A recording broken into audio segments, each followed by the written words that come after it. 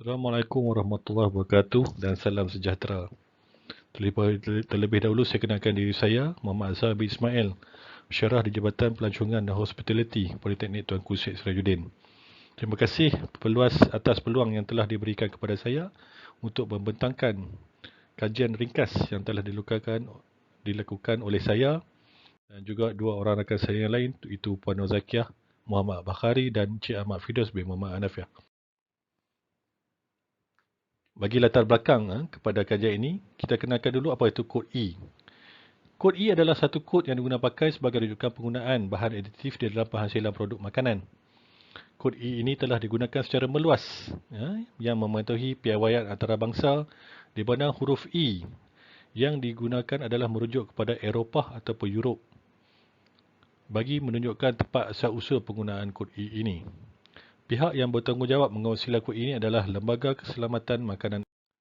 Kawalan yang dibuat ini adalah sebenarnya untuk memastikan persaingan sama rata dan sihat di antara pengeluar, di samping melindungi dan memastikan pengguna memperoleh sumber makanan yang mengandungi aditif yang selamat.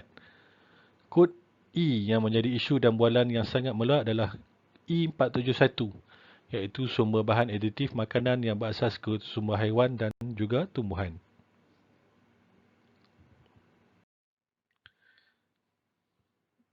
Sebenarnya kod E471 terdiri daripada pelbagai jenis dan sumber.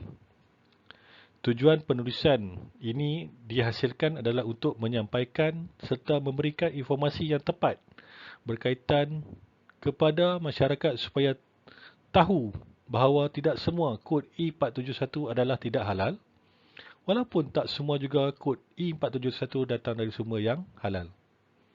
Diharapkan kajian ini dapat membantu pengguna supaya lebih berhati-hati memilih produk makanan yang menggunakan aditif bahan makanan E471 di dalam pasaran yang semakin banyak dikomersialkan sejak akhir-akhir ini.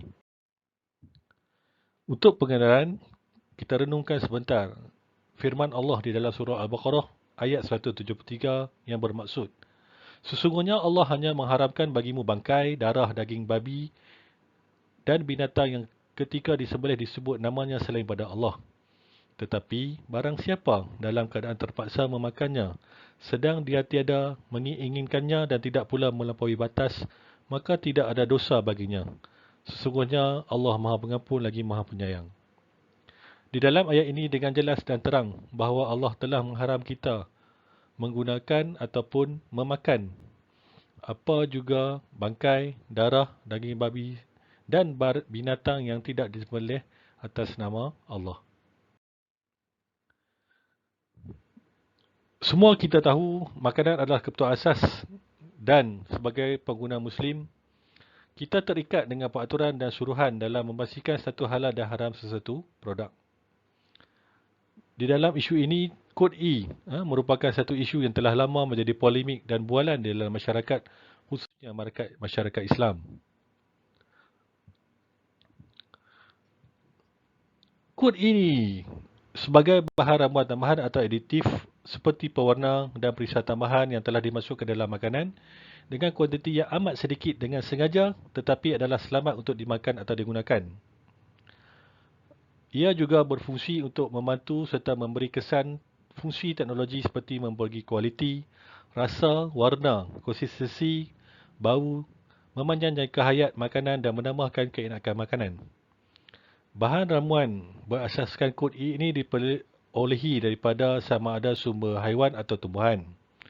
Terdapat juga alternatif lain seperti minyak sayuran, seperti minyak kelapa sawit, jagung dan soya yang turut digunakan sebagai aditif makanan.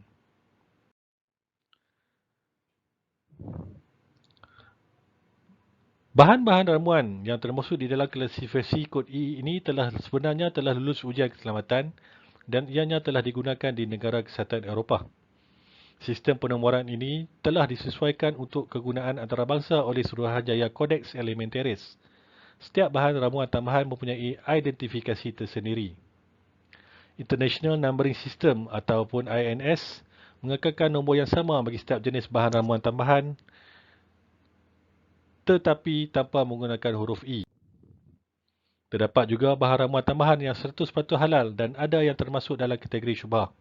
Ianya boleh menjadi halal atau haram berasaskan sumber asal diperolehi ataupun cara ianya dihasilkan. Garis panduan pelabelan bahan ramuan tambahan makanan di bawah Peraturan Makanan 1985 menyatakan penggunaan kod E adalah tidak disyaratkan pada label makanan.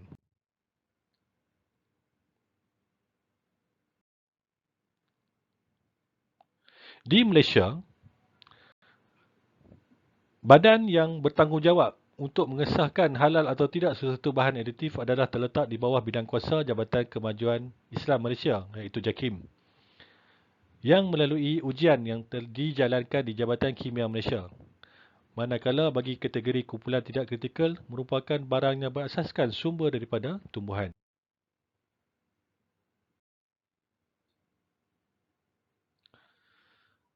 Apakah kod E471? Sumber kod E471 adalah sejenis pengemulsi iaitu mono dan diglycerida yang terhasil daripada glycerol dan asid lemak semula jadi terutamanya di dalam tumbuhan, contohnya minyak kelapa sawit dan lemak haiwan.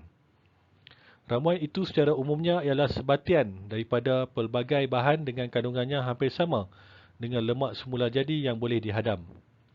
Contoh makanan yang menggunakan pengemulsi E471 adalah seperti aiskrim, kek, coklat dan juga minuman campuran.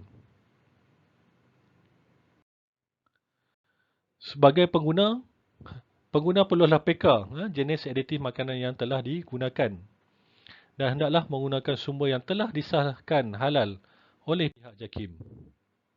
Punca-punca kod E diregui pengguna Muslim.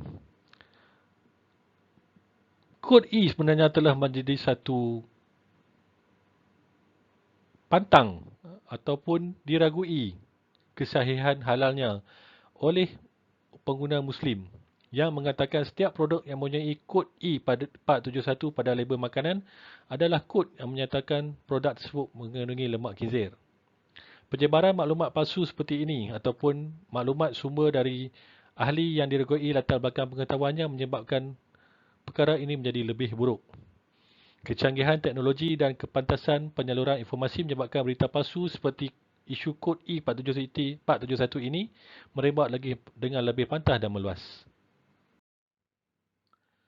Jadi dengan tujuan itu, saya ingin menyatakan dalam kajian ini, kita hendaklah memberi kesedaran kepada masyarakat tentang kod E471 melalui cadangan memaksimalkan penggunaan aplikasi telefon pintar.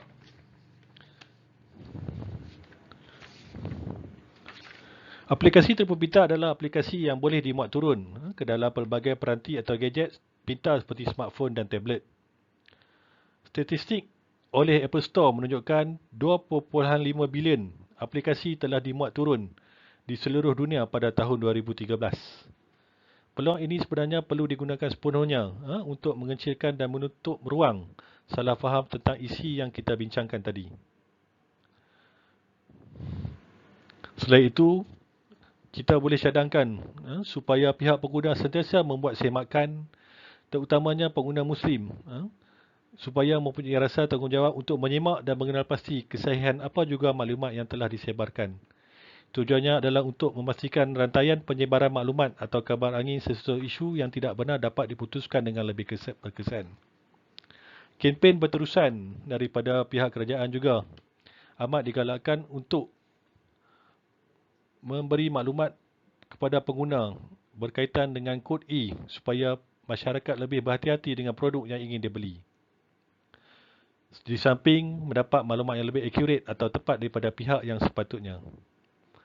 Dan juga akhir sekali, counter viral, pihak-pihak yang terkesan dengan dakwah ataupun berita palsu mengenai pelbagai isu, terutamanya isu kod E471 ini, hendaklah dengan segera menidakkan dan memberi kenyataan tentang ketidakbenaran palsunya maklumat palsu tentang kod E471 ini.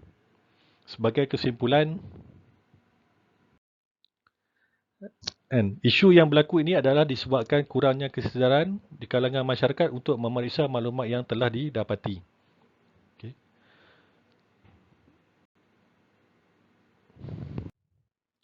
Yakinlah dan percayalah Segala prosedur dan usaha yang telah dijalankan oleh pihak berautoriti di negara kita, khasnya pihak Jabatan Kemajuan Islam Ibnu Jakim, adalah satu perkara yang telah dijalankan dengan penuh tanggungjawab untuk melindungi dan membantu kita untuk mendapatkan semua makanan yang halal lagi suci.